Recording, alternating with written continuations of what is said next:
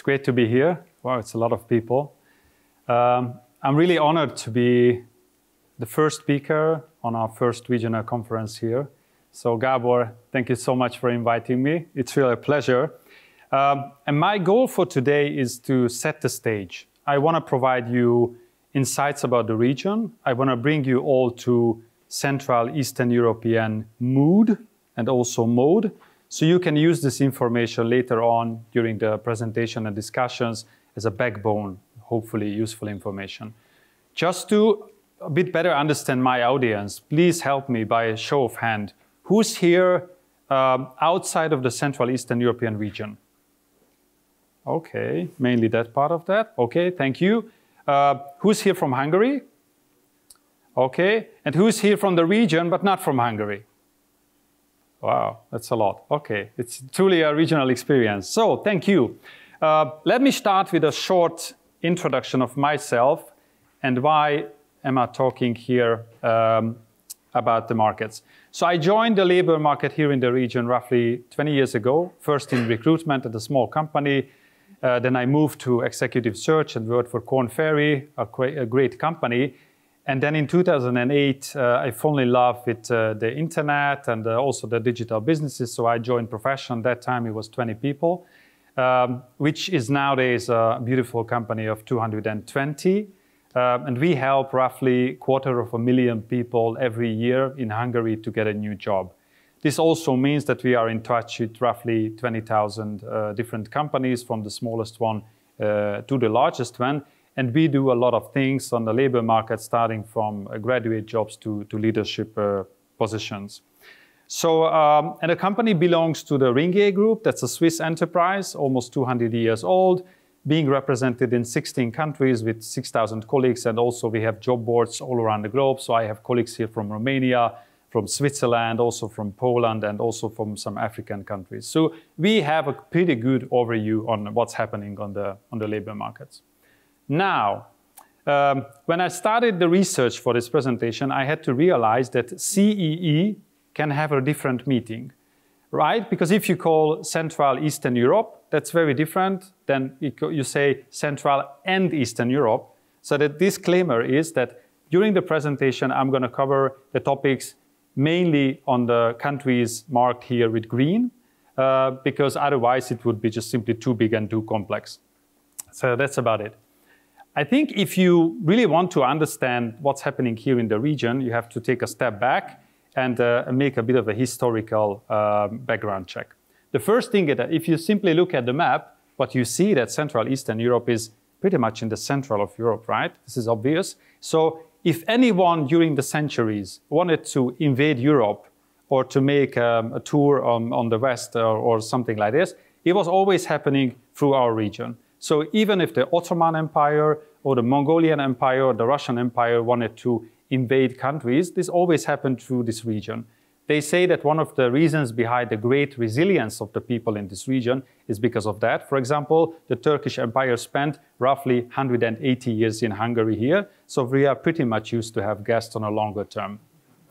The other historical thing is that it's also very important that this region was part of the Soviet bloc after the Second World War. What was it that? You are too young to know this, most of them, but it meant that after the Second World War, every company and every business in this region was owned by the state and managed by the state. And we all know that is often not the most effective way doing business.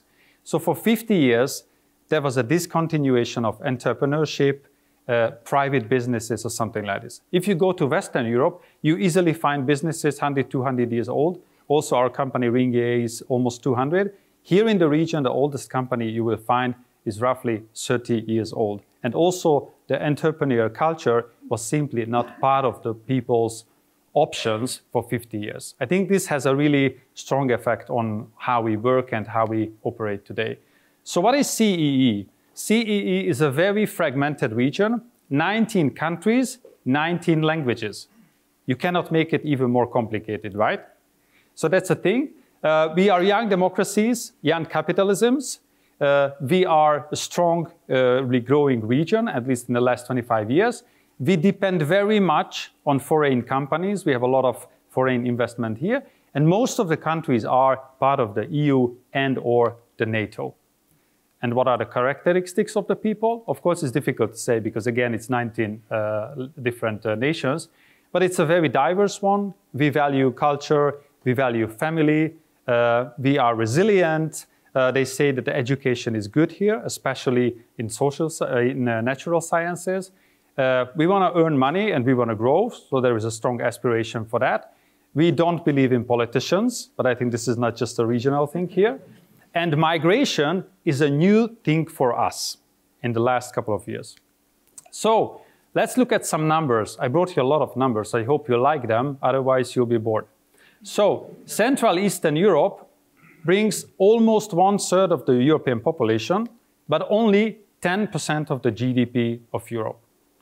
And even if you look at some countries, you will see that a relatively big country in the region, Poland, brings only 4% of the GDP of Europe. And if you go to Western Europe, you will find similar sized or even smaller markets who can bring more.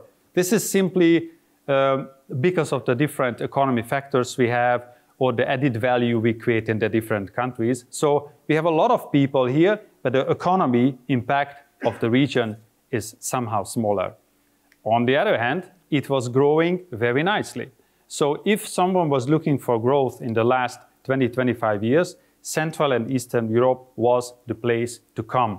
So usually companies started to invest in this region because it's close, it's secure, it has not too many natural disasters, so it's a safe place, and it's also a safe place to live, and it had a very good growth potential.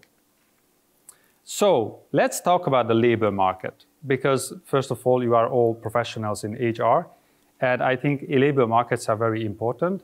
But why are labor markets very important? And for this, let me use a quote from the European Commission.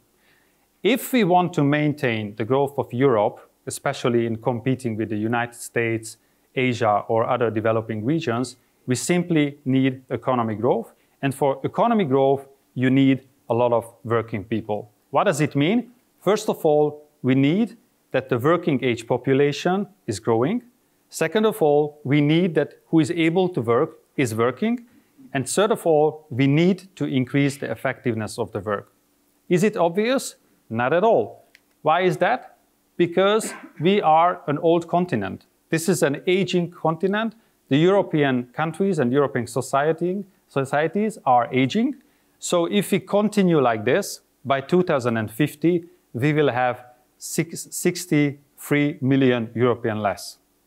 That's a lot, right? Think about it. 63 million European less, that equals pretty much with the total population of France. So imagine 25 years by now, being on the 25th recruiTECH CEE, France empty. No one there. This is not good. Our shocking fact, if you compare how many children we have born in the region versus other places in the world, in the next 50 years, there will be 70 million babies born in Europe. 70, the next 50 years. Same period of time, next 50 years, Africa, number of babies born, 1 billion. Yeah. I leave you to think about it. Yeah. So it's a lot to do. So if you look at the unemployment situation, which reflects somehow how the labor markets are today, we already see that in Central and Eastern Europe, we have low unemployment. And the highest unemployment in Europe is mainly in Southern Europe, mainly the big states, Italy and Spain. But talking with experts and colleagues from that region, we found that it's also very interesting that, for example, Italy, but also Spain, are two-sided markets. So the northern part of the country is also facing labor force difficulties. But in the southern, they have huge unemployment, especially young unemployment. So it's a problem for Europe. If we look at the different map, you see here that the countries marked with brighter colors are those ones having the lowest unemployment. So it's Germany, Czech Republic, Poland, Hungary, and so on. So this region already faces problems here. And what is the arrow? that's the movement, that's the flow of labor, because this is happening. Within the Europe, people are allowed to move to other country to work. People are doing it. Roughly, according to estimations, already 5 to 10 million Eastern Europeans are working on Western labor markets.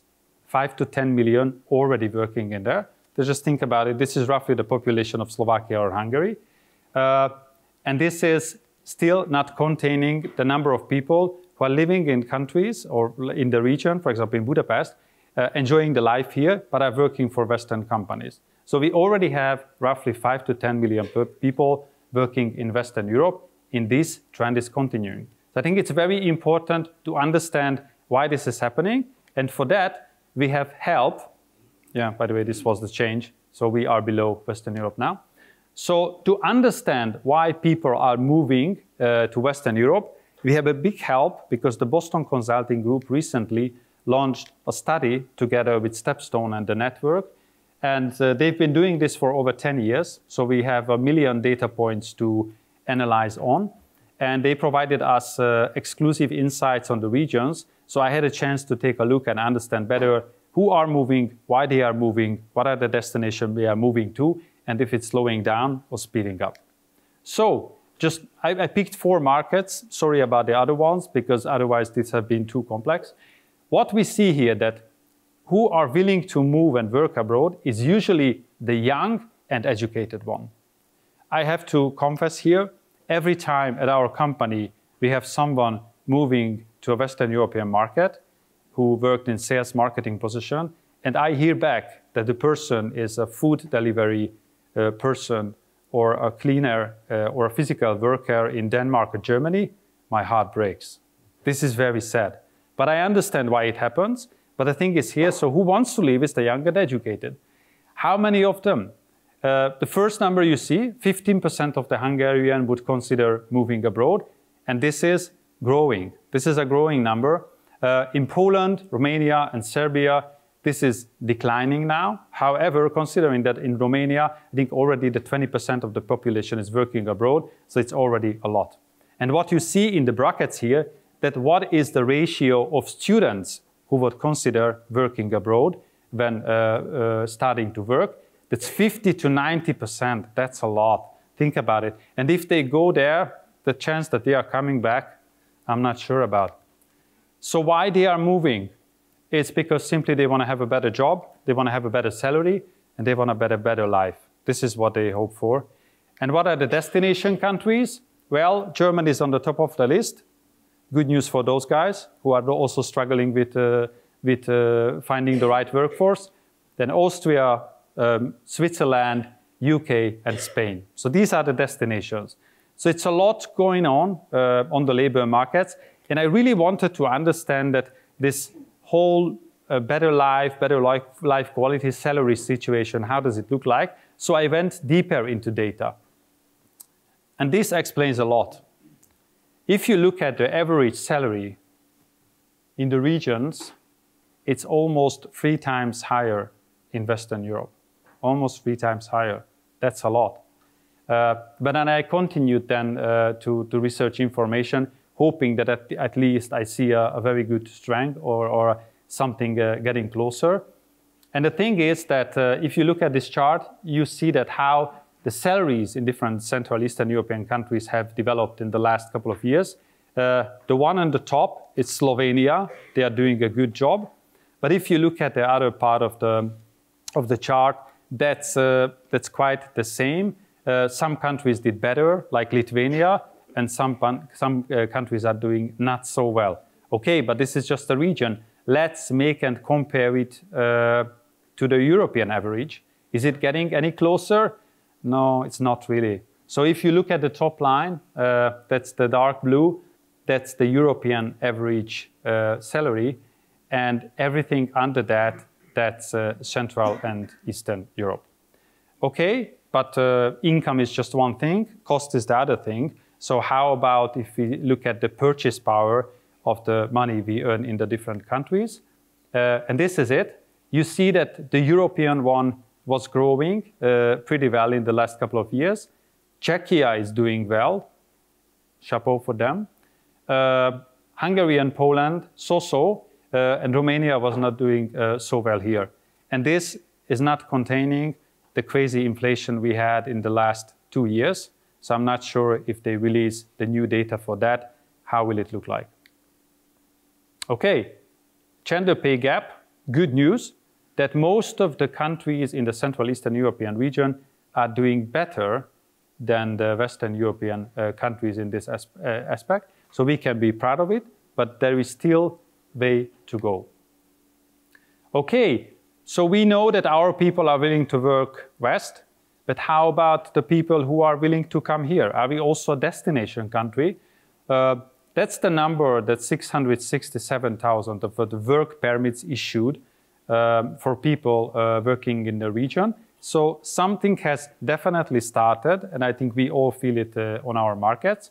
But we also have to admit that if we look at the map, and you are coming from Asia or from the former Soviet Union countries, and you decide to move, maybe moving 500 kilometers more to the west, it will not make a big difference. But if you remember the salary data and the salary options in there, probably that's a big difference. So I'm not sure how strong we are as a destination country.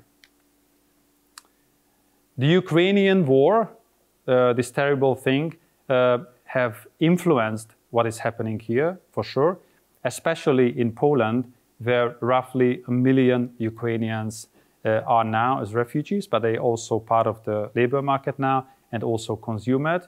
In the other countries, not much happened. Also, the Boston Consulting Group made an analysis of this phenomenon, and they found that the roughly 60,000 Ukrainians who are in Hungary and working were already here before the war. So there was no effect on that. So here, Poland is the country who could, it's strange to say, benefit from the situation, but they see something like this. So I put together a few points as conclusions. The first is that I think Central and Eastern Europe is a great place to work. It's very diverse, very fragmented with the 19 countries. We already have challenges in the labor market and finding the right people to work. So your job is very much needed, and the business is very much needed here. And this is somehow the key of the economic growth of the future. Very important. Second of all, we have good quality people who are also willing to move. And also in Western markets, there are a lot of companies looking for people. So we have a risk here that the young and talented will leave. I think that's why it's crucial that we watch them and we try to keep them here in the region, because they are somehow the foundation of the growth of this region. But for that, we need to do something with the salary levels, because simply even if someone is in love with the country and the friends and so on, but they can earn 3 times more in Western Europe, they are likely to go in there. I hope that this was somehow valuable for you with all these charts. If you want to connect, you'll find me here or later on during the conference or in discussions or something like this. I thank you again for being here. This was a pleasure, and I wish you insightful discussions for the rest of the 2 days. Thank you.